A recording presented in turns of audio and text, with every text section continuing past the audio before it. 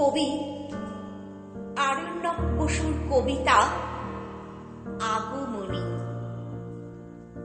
একটা এমন উৎসব চাই মন যেখানে মেলতে পারে, হারানো দিন ভোর হিম হিম ফিরে আসুক বাড়ি বাড়ি।